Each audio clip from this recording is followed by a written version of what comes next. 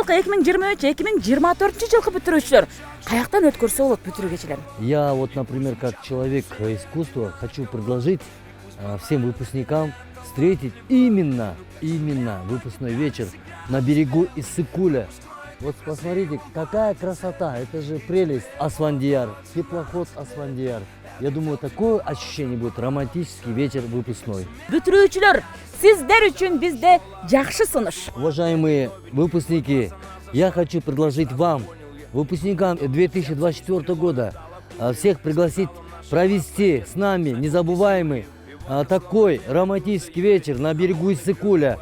В самом прекрасном кафе Асфандияр, теплоход Асфандияр. И самое главное, будет тур-поездка в Ташкент.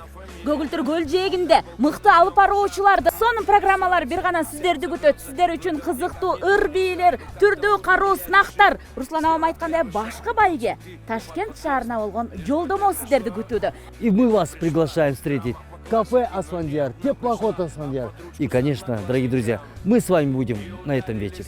Биз дагы сиздер менен жаштык күндөрүбүздү эстеп, сонун сиздерге ыңгайлашылган, ылайыктуу болгон оюндарды өткөрүүгө, мыкты заманбап музыкаларды коюп берүүгө, керектесе сиздер менен бийлеп, оюндарды өткөрүүгө даярбыз. Мы всегда с вами готовы встретить этот выпускной вечер. Орундар чектелүү, ал үчүн төмөндөгү байланыш телефондоруна кайрылсаңыздар болот. Забронируйте ваш вечер. Почему? Потому что места очень ограничены. Хош келиңиздер, бүтүрчүлөр!